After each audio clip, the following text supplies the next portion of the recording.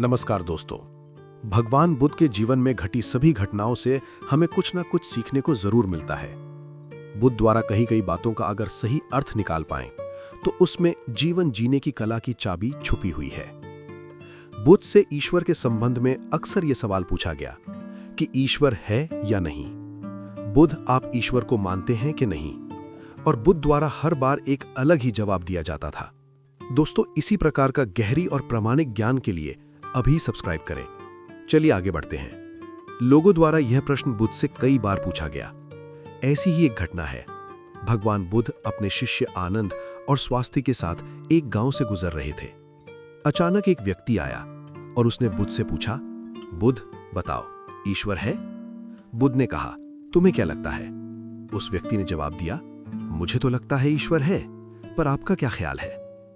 तो भगवान बुद्ध मुस्कुराए और बोले, बिल्कुल गलत लगता है तुम्हें। इस अस्तित्व में ईश्वर जैसी कोई चीज है नहीं। तो वह व्यक्ति हाथ जोड़ा और चला गया। कुछ दूर चलने पर एक दूसरा व्यक्ति आया। उसने बुद्ध से पूछा, बुद्ध, मैं कई दिन से परेशान हूं। मुझे लगता है कि ईश्वर की बातें महज बकवास है। तो बुद्ध हंसे और बड़े प्रेम से कहा, तुम्हें बिल्कुल गलत लगता है। इस अस्तित्व में सिर्फ ईश्वर ही है और कुछ नहीं। जरा देखो तो, आंख बंद तो करो, खोजो तो। इस जवाब को सुनकर उनके शिष्य आनंद और स्वास्थ्य आश्चर्य में पड़ गए। उन्होंने कहा, एक ही सवाल और दो जवाब? तो अब शाम हो गई थी। बुद्ध विश्राम के लिए रुक गए।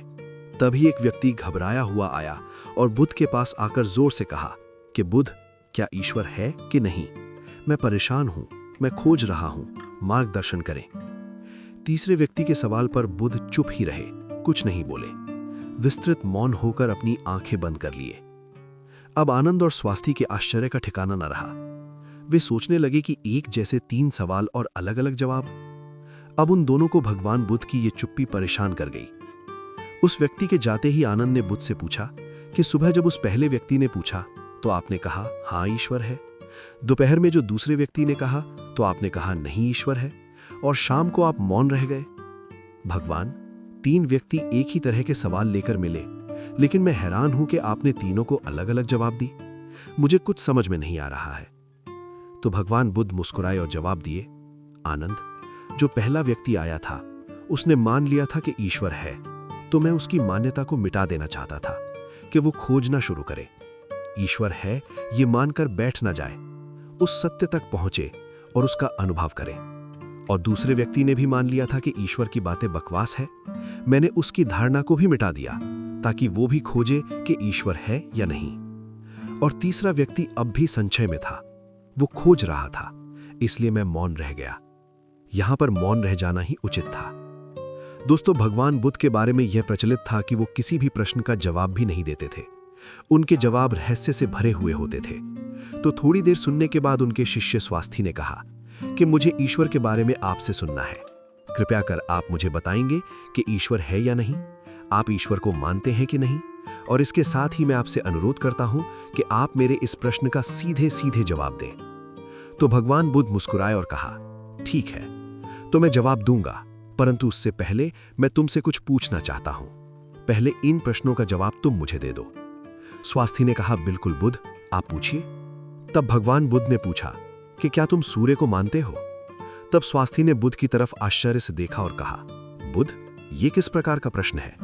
ये तो कोई बालक भी बता देगा। सूर्य तो साक्षात प्रकट होता है, सबको प्रकाश और ऊर्जा देता है।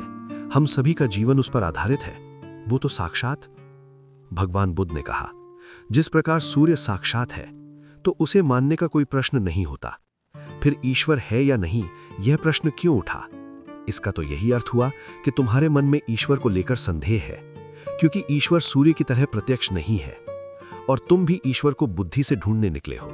बुद्धि केवल उन्हीं बातों को मान पाती है जो उसे प्रत्यक्ष रूप से दिखाई पड़ता है, और ईश्वर कभी भी प्रत्यक्ष रूप से तुमको दिखाई नहीं पड़ेगा।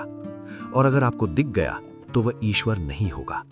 ईश्वर को मानते हैं कि नहीं मानते, असल में यह प्रश्न ही गलत है, और गलत प्रश्न का सही उत्तर भला कैसे दिया जा सकता है? और यदि किसी प्रकार दिया भी जा सकता है तो उत्तर भी इस प्रश्न की तरह गलत ही होगा। स्वास्थ्य दुविधा में पड़ गया। उसने कहा, बुद्ध, मैं कुछ समझ नहीं पा रहा। तब भगवान बुद्ध ने कहा, ईश्वर को माना नहीं जा सकता है, बल्कि ईश्वर को जाना जा सकता है। अगर तुम्हारा प्रश्न ये होता कि मैं ईश्वर को जानना चाहता हूं, तब मैं तुम्हारी मदद कर सकता था। इस संसार में कुछ भी मानने वाले लोग जानने से चूक जाते हैं, उनका विकास रुक जाता है। जिनका स्वयं का कोई मोल नहीं होता, वो सत्य क्या है कभी नहीं जान पाता। जान केवल वही पाता है जो निरंतर खोज रहा है। जानने की यात्रा थोड़ी मुश्किल है, लेकिन मानना बहुत आसान है। मानने में ना कोई खर्च है और ना ही कोई परिश्रम कि कह दिया किसी ने, आपको समझा दिया और आपने मान लिया।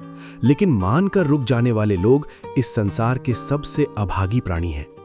बोध की बिना ज्ञान व्यर्थ है। तो अगले दिन सुबह वही जिज्ञासु जिसके प्रश्न पर बुद्ध शाम को मौन हो गए थे, फिर से आया और उसने बुद्ध से प्रश्न किया, हे बुद्ध, आप कल शाम को मौन हो गए थे।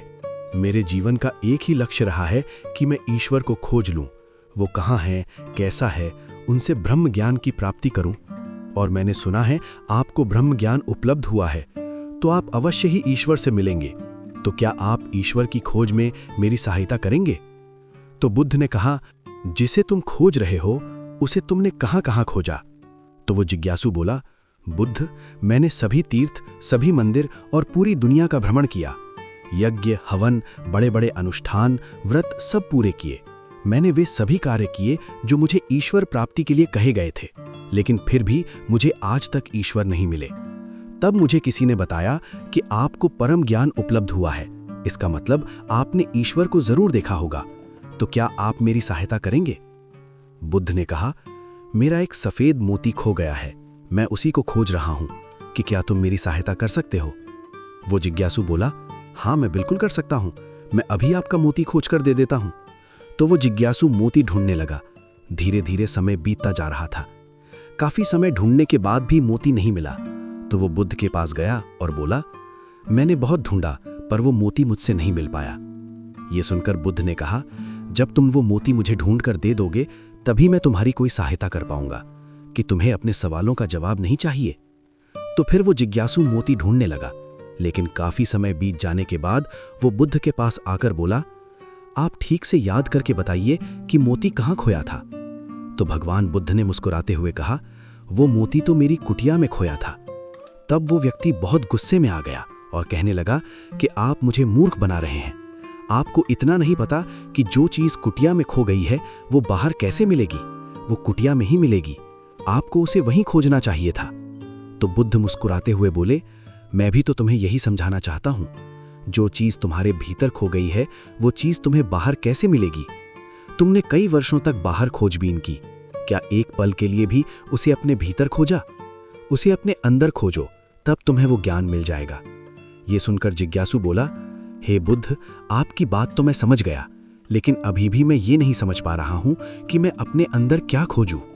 बुद्ध बोले, तुम अपने ईश्वर को खोजना चाहते हो, पर क्या तुमने कभी अपने आप को खोजा है? जिज्ञासु बोला, बुद्ध, मैं अपने आप को जानता हूं। मैं अपना नाम, पद, काम, परिवार, जब से मैंने जन्म लिया है तब से वे सभी चीजें जानता हूं। मैं कुछ भी नहीं भूलता। तो फिर मुझे और अपने बारे में क्या जानने की जरूरत है? मैं क्या जानूं? तब बुद्ध ने कहा, अब भी बताओ, इस समय तुम्हारे सबसे नजदीक कौन है? जिज्ञासु बोला, इस समय तो आप ही मेरे नजदीक हैं। बुद्ध ने कहा, मुझसे भी ज्यादा नजदीक कौन है? उसने कहा, आपसे ज्यादा नजदीक तो हवा है। बुद्ध ने कहा, हवा से ज्यादा नजदीक क्या है? जिज्ञासु सोचकर बोला, हवा से ज्यादा नजदीक तो मेरे वस्त्र हैं। तब बुद्ध ने कहा, और इन वस्त्रों से ज्यादा नजदीक क्या है? तो जिज्ञासु बोला, इससे ज्यादा नजदीक तो कुछ भी नहीं है, तब तो मैं स्वयं ही हूं। तब बुद्ध ने कहा, अपनी आंखें बंद करो, बिल्कुल शांत होकर अपने अंदर खोजो, तुम्हारे अंदर क्या है? विचारों को हटा दो और ध्यान दो तुम्हारी नजदीक क्या है। थोड़े समय बाद बुद्ध उससे पूछते हैं, तुम्हारे सबसे नजदीक क्या है? जिज्ञासु बोला, पहले ऐसे लगा मेरी सांसें मेरी सबसे ज्यादा नजदीक है, पर धीरे धीरे मेरी सांस मुझसे दूर होती चली गई। तब मुझे ऐसा लगा कि मेरी दिल की धड़कन मेरे सबसे ज्यादा नजदीक है, पर वो भी धीरे धीरे मुझसे दूर हो गई। मैं खुद से ही दूर हो गया।